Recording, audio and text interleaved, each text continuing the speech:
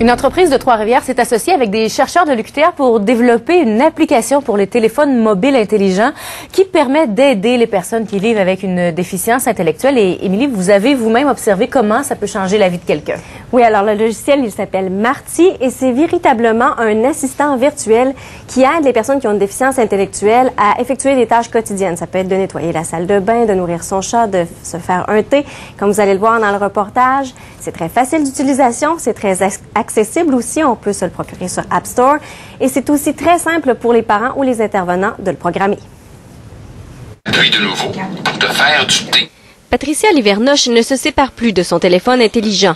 En appuyant sur... Patricia est née avec une déficience intellectuelle. À 31 ans, elle vit maintenant en appartement et dans toutes les tâches de sa vie quotidienne, le nouveau logiciel Marty lui prête main forte. Grâce au programme, je peux faire plein de choses. Là. Je peux avoir un appartement plus propre, je peux avoir des activités, je peux savoir dire on fait telle tâche puis de telle manière, puis c'est le fun.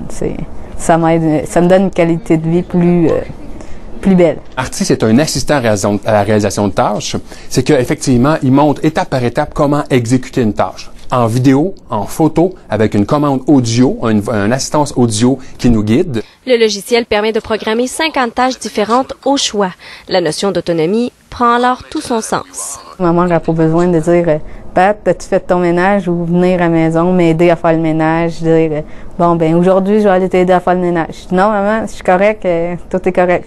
Une création trifluvienne, le fruit d'un partenariat avec la chaire de recherche sur les technologies de soutien à l'autodétermination de l'Université du Québec à Trois-Rivières. On a utilisé les résultats de la recherche pour recommander des choses à la firme Infologique qui a comme développé l'application à partir de ces recommandations-là. Donc, nous, on a des idées sur comment il faut faire le positionnement des boutons, comment on organise des tâches. Le logiciel permet aussi à un intervenant de créer et de modifier une tâche en temps réel. Une aide précieuse autant pour l'utilisateur que pour ses proches. C'est une application accessible, mais qui peut faire grandement la différence auprès des personnes et faciliter l'accès à la vie en appartement, l'accès à des milieux de travail. D'ici juin, une vingtaine d'appareils de type iPhone et iPad seront achetés par le Centre de réadaptation en déficience intellectuelle de la région. Les intervenants seront aussi formés pour que cette nouvelle technologie soit mise au service d'autres personnes qui souhaitent faire un pas de plus vers l'autonomie. Émilie Vallée, Radio-Canada, Trois-Rivières.